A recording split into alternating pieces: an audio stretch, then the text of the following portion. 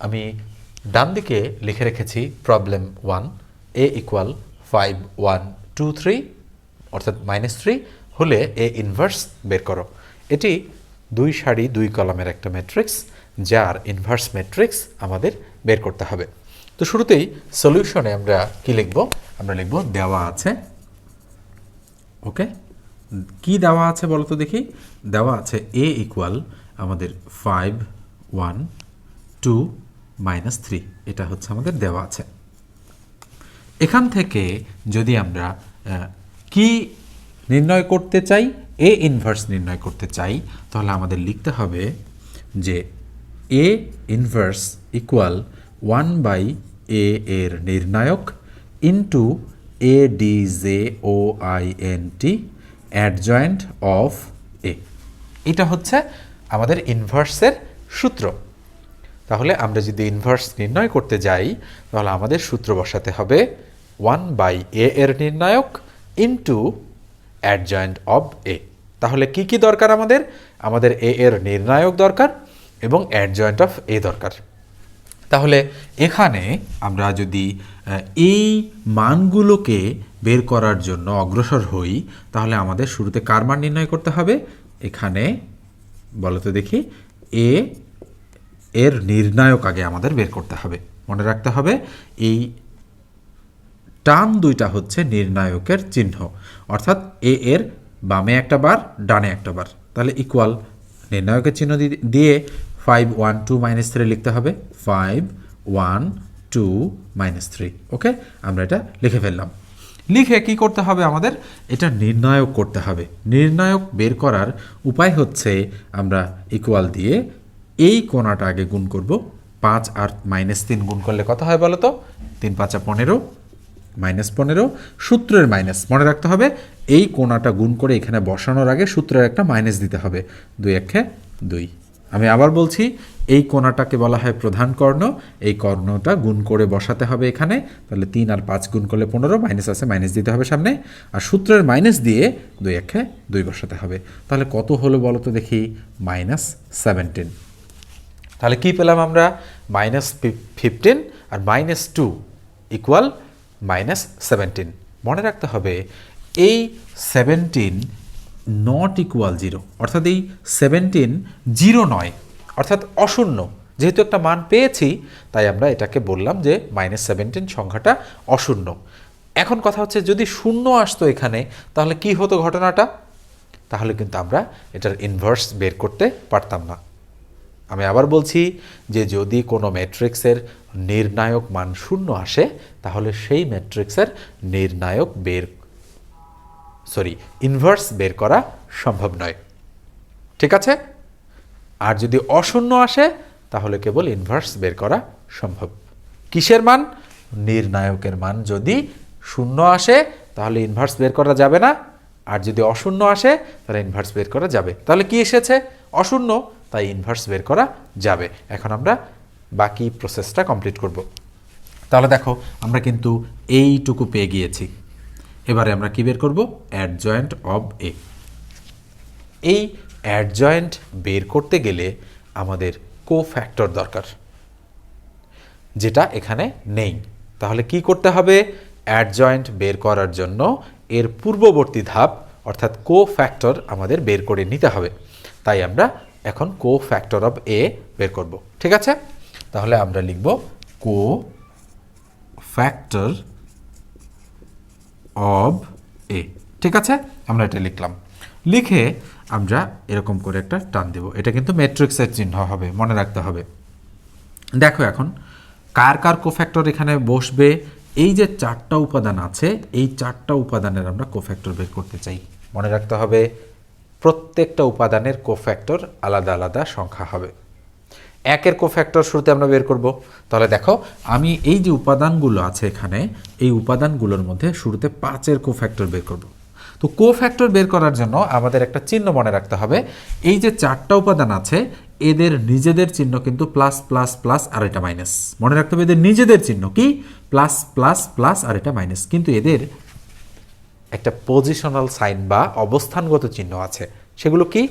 Plus minus minus plus. মনে রাখতে হবে কি বলতো দেখি? প্লাস মাইনাস মাইনাস প্লাস, এগুলো হচ্ছে কি চিহ্ন? পজিশনাল চিহ্ন বা পজিশনাল সাইন। ঠিক আছে? আচ্ছা, এখন আমরা কার কোফ্যাক্টর বের করতে চাই? এই 5 এর কোফ্যাক্টর বের করতে চাই। মনে রাখতে হবে কার কোফ্যাক্টর? 5 এর কোফ্যাক্টর। তাহলে 5 এর কোফ্যাক্টর কি হবে? এই 5 বরাবর এই সারিটা বাদ যাবে, এই 5 বরাবর এই কলামটা বাদ যাবে। মনে রাখতে হবে, আমি আবার বলছি, এই উপাদানটাকে বলা হবে A11, এইটাকে বলা হবে A12, এটাকে বলা হবে A21, এটাকে বলা হবে A22। কেন এগুলো বলা হচ্ছে? কারণটা কি? কারণ এই 5 1 নম্বর সারি 1 নম্বর কলামে আছে, এই 1 নম্বর সারি আর 2 নম্বর কলামে আছে। তাহলে একটা আছে 1 নম্বর সারিতে আর 2 নম্বর কলামে, এই 2 নম্বর সারি আর 1 নম্বর কলামে আছে। তাহলে কয় নম্বর সারি? এটা 2 নম্বর সারি আর 1 নম্বর কলাম। তাহলে আমরা সারি কলাম কিভাবে চিনি? এটা হচ্ছে প্রথম সারি, এটা হচ্ছে দ্বিতীয় সারি, এটা হচ্ছে প্রথম কলাম, এটা হচ্ছে দ্বিতীয় কলাম। ঠিক আছে? এইভাবে এই -3টা হচ্ছে 2 নম্বর সারি 2 নম্বর কলামে। তাহলে 2 2। এই কারণে আমরা শুরুতে কি করব? 5 এর কোফ্যাক্টর আমরা যখন বের করব, দেখো কার কোফ্যাক্টর? 5 এর কোফ্যাক্টর, অর্থাৎ এই 1 1। তার মানে 1 নম্বর সারিটা বাদ, 1 নম্বর কলামটা বাদ, থাকলো কত বলো তো? -3। এই 5 এর জায়গায় আমরা বসাবো -3। বসানোর সময় আমরা চিন্তা করবে চিহ্নটা কি? প্লাস। তাই প্লাসে মাইনাসে -3 হয়েছে, মনে রাখতে হবে। এই প্লাসের সাথে এটা গুণ হয়ে এখানে বসবে। যেহেতু এই প্লাস আর এই মাইনাস গুণ করলে মাইনাস হচ্ছে, তাই আমি মাইনাসে বসাচ্ছি। এবার আসো নেক্সট, এই 1 এর কোফ্যাক্টর, এই 1 এর কোফ্যাক্টর অর্থাৎ 1 এর জায়গায় এখানে কত বসবে? তাহলে 1 রয়েছে 1 নম্বর সারি 2 নম্বর কলামে, তাহলে 1 নম্বর সারিটা বাদ আর 2 নম্বর কলামটা বাদ, থাকলো এই 2। তাহলে 2 বসবে কার জায়গায়? এই 1 এর জায়গায়। 1 এর জায়গায় 2 বসানোর সময়, 2 মনে করো বসাচ্ছি আমি, বসানোর সময় 2 এর নিজের চিহ্ন কি? প্লাস, আর এর পজিশনাল চিহ্ন কি? মাইনাস। প্লাসে মাইনাসে -2। মাথায় রাখতে হবে বিষয়টা, এটা কিন্তু অনেক সময় তোমরা ভুল করে বসো। ঠিক আছে? এবার আসো নেক্সট, কার কোফ্যাক্টর? 2 এর কোফ্যাক্টর। তাহলে 2 আছে 2 নম্বর সারি 1 নম্বর কলামে, তাহলে 2 নম্বর সারিটা বাদ আর 1 নম্বর কলামটা বাদ দিলে থাকে 1। তাহলে 2 এর জায়গায় আমি 1 বসাবো। 1 বসাইলাম আমি, বসানোর পর আমি চিন্তা করছি এটা তো প্লাস, এর পজিশনাল সাইন কি? মাইনাস, তাই আমাকে মাইনাস দিতে হবে, অর্থাৎ এই প্লাসে মাইনাসে মাইনাস। ঠিক আছে? এবার লাস্ট যে উপাদানটা আছে সেটা কি? -3। মনে রাখতে হবে আমরা কিন্তু -3 এর কোফ্যাক্টর বের করছি, শুধু 3 না, -3 এর কোফ্যাক্টর, অর্থাৎ মাইনাস সহ। ঠিক আছে? তাহলে -3 এর কোফ্যাক্টর কি হবে? এই -3 বরাবর এটা বাদ এবং এটা বাদ, তাহলে এই পুরোটাই বাদ চলে গেল। এই মাইনাসটা কিন্তু ভ্যালুলেস, ওকে? এই মাইনাসটা আমরা হিসাব করবো না। তাহলে -3 এর কোফ্যাক্টর হচ্ছে এটা বাদ এটা বাদ, যেহেতু এটা 2 নম্বর সারি 2 নম্বর কলামে রয়েছে, তাই থাকলো 5। -3 এর জায়গায় কত বসবে? 5 বসবে। তাহলে 5 আমি বসালাম, তাহলে 5 নিজে প্লাস আর এটা কি? প্লাস, প্লাসে প্লাসে +5। ঠিক আছে? এটা আমরা বলতে পারি। তাহলে আমরা এটা এখানে দিয়ে দিলাম, ডান।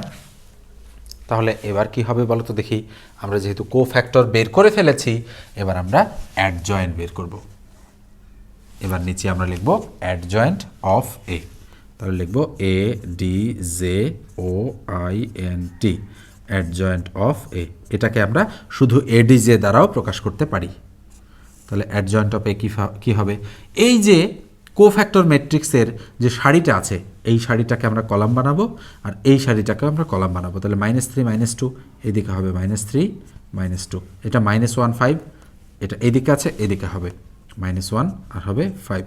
তাহলে কোফ্যাক্টরটাকে আমরা যদি ট্রান্সপোজ করি, অর্থাৎ সারিকে কলাম আর কলামকে সারি করি, তাহলে আমরা কি পাবো? অ্যাডজয়েন্ট ম্যাট্রিক্স পাবো। তাহলে অ্যাডজয়েন্ট অফ এ বের হয়ে গিয়েছে। তাহলে দেখো তো দেখি, আমরা আমাদের যে সূত্রটা ছিল, এই সূত্রের প্রত্যেকটা মান এখন আমাদের কাছে আছে কি? 1/a এর নির্ণায়ক আছে -17 আর অ্যাডজয়েন্ট অফ এ আছে আমাদের এইটা। এখন আমরা ইনভার্সটা বের করে ফেলতে পারি। তাহলে আমরা এর নিচে লিখব সুতরাং, ওকে? নিচে না লিখে আমি এদিকে লিখছি, আমি লিখব সুতরাং A inverse equal 1/a into ADJ of A. Okay, আমি সংক্ষিপ্ত রূপ লিখলাম। তাহলে ইকুয়াল 1/a এর নির্ণায়ক কত? -17, যেটা আমি এখান থেকে পেয়েছি, এই যে a এর নির্ণায়ক, আর অ্যাডজয়েন্ট অফ এ হচ্ছে এটা। তাহলে -3 -2 -1 আর 5, এটা হচ্ছে আমাদের কি? Answer ANS। ডান। আমরা এইভাবে একটা ইনভার্স ম্যাট্রিক্স বের করে ফেললাম। এটা হচ্ছে 2 সারি 2 কলামের একটা ইনভার্স ম্যাট্রিক্স। তো তোমরা নিশ্চয়ই ভিডিও লেকচারটি মনোযোগ দিয়ে দেখেছো এবং বুঝতে পেরেছো ঠিকঠাক। তো যদি বুঝতে পারো তাহলে অবশ্যই ভিডিওটাতে একটা লাইক দিয়ে দিবে, আর প্রয়োজন মনে করলে চ্যানেলটা সাবস্ক্রাইব করবে যারা ইউটিউব থেকে দেখছো, আর যারা ফেসবুক পেজ থেকে দেখছো অবশ্যই পেজটি ফলো করে দিবে। ধন্যবাদ সবাইকে, ভালো থেকো, সুস্থ থেকো। নেক্সট ভিডিও দেখার আমন্ত্রণ জানিয়ে এখানেই শেষ করছি।